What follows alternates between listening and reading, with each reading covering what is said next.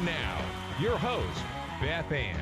And I welcome you today to CSC Talk Radio. It is my honor, my privilege, and my pleasure to be here with you today. What if things were made in America again? James Stuber is going to be our guest again today. This is the second of at least 3 interviews as we discuss the idea of made in America and how that is the answer to our hurting economy and rebuilding America's middle class. Last Friday, I had a special show. Our alternative to Black Friday and the chaos and the traffic and the rude shoppers, as we hosted our own Red, White, and Blue Friday. I hope many of you made and took advantage of those sales, and I assume those are still ongoing with our sponsors. The battle to keep businesses here in the U.S. of A. is a difficult one. Just yesterday, GM announced the closing of one of their plants in Ohio. President Donald Trump is not happy with them. And he was demanding, as if he could really do that they find another way, another product that is in more demand, and stay loyal to Ohio, as the people in Ohio have given so much to GM. Loyalty and the almighty dollar doesn't seem to go hand in hand with many companies and consumers here in the U.S. of A. However, if we look ahead to the consequences of our buying habits, I think we can all agree that buying made in America is the wisest choice. Jim, I immediately thought of you yesterday when I heard what GM was doing in their announcement. Even heard remarks about how we bailed them out in the past. And again, loyalty and common sense seems to be lacking here in the U.S. of A. How are you doing today, Jim? I'm doing well, but I have to admit I was pretty disturbed by that news as well, Beth. Yeah, I think we all were disappointed. They made a big deal out of what they were doing, when President Donald Trump became president.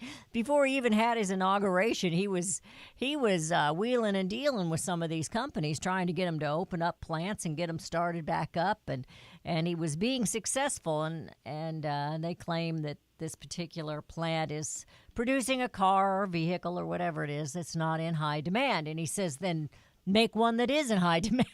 It was that simple to him. Don't just close it. Rocket science. Yeah, it's not well, rocket yeah. science. I think there's two problems there. One is, is our major car company really going to stop being a full-line car producer? I didn't notice any of the Japanese or German or Korean car companies say that they were going to stop making full-size sedans. To me, it's just another example of profit being everything, and they're not looking at all at what their vision is for GM in the country. Well, didn't Ford earlier this year make some announcement that they weren't going to make certain vehicles anymore? They were going to stay with the trucks and the Mustang and maybe one other, but they weren't going to make the sedans or the smaller vehicles anymore. That's right. They were also making similar noises. And, it harkens back to me to the 1970s when the Arab oil embargo came on, and then when they started selling oil to us again, it was at 4 times the price. And back then, we were just making big cars. And all of a sudden, consumers wanted small cars, and guess who were making them? The Japanese were. So here we are saying, we're going to put all of our eggs in the SUV basket again. You wonder if anybody reads history. Well, history and then just common sense. I mean, that's the same thing in agriculture. You don't put all your eggs in one basket. You diversify. You don't just do all of one product. You alternate the products, or you raise both, or whether it's in livestock or in the produce. You don't just raise all corn. You don't just raise all hogs. You diversify, so you have a little of something in everything. Absolutely. But they don't seem. Go ahead. The other thing is that they're saying they're closing these plants because they're not profitable enough. So it goes back to what we're saying. They want to put all their eggs in the big profit basket. But, how profitable does a plant have to be to keep running it? They're not losing money on these cars. So, to me, it's just really small thinking. They say, they're going toward electric and and towards self-powered cars and all these things. But in my way of thinking, General Motors and Ford need to be making a full line of cars. It's really kind of emblematic of our entire economy. Are we an economy that does that or not? I'll give you another example I ran across when I was researching my book. GM used to make mid-sized trucks in Flint, Michigan, and they stopped and closed the plant, one of the many, many reasons why Flint is so down in the mouth now. And then they started getting demand from their customers, their fleet customers, saying, hey, GM, we're buying all these trucks from you, but we're missing a mid-sized truck. But GM, instead of restarting the mid-sized truck plant in Flint, Michigan, decided to just buy them from Isuzu and put a GM logo on them. You don't know whether to laugh or cry, do you? It's terrible that is. Well, it's terrible that we buy into this stuff, and it is. Again, it's all profit. It's all just, bottom line profit stuff. And, as you said about loyalty, no consideration of either the loyalty to the communities where these plants are located and who gave them, it's their blood, sweat, and tears that produced all these cars all these years. No loyalty to them and no loyalty to the broader American economy that made GM what it is today. Well, and we've seen that happen in other areas, in St. Louis and Detroit.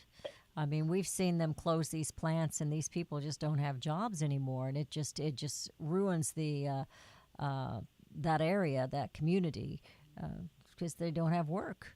And it hurts the United States because we don't have any, they talk about our infrastructure. Well, we're not producing with jobs. We're not getting any tax dollars because those guys don't have jobs. So how are we going to improve the infrastructure or anything else?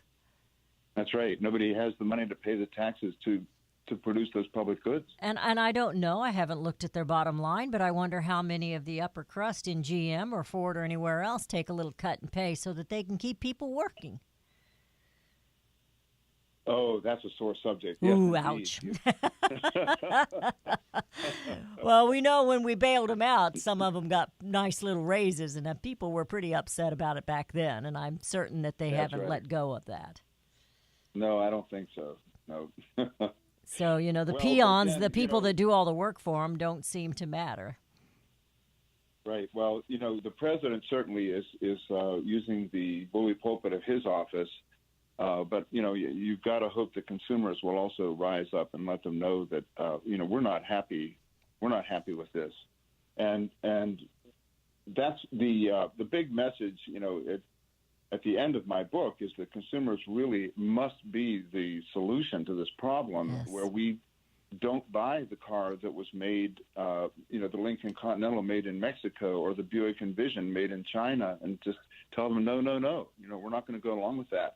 Just take a little time to find out what the domestic content of that car is, and even if it has a Japanese name on it, it might have been made in Kentucky with 70% U.S. content. Consumers really have got to be part of the solution here. Well, they do. And I want to push your book a little bit here while we're going into a break. I want to push it when we come back and help you get some of those into the hands of consumers, because consumers are the answer, and we are the ones who have to make our voices heard. It's been a long time, that we have been the forgotten voices, and it's only because we have chose to be silent, and it's time to stop being silent. You're listening to CSC Talk Radio. This is Beth Ann. We're visiting today with Jim Stuber.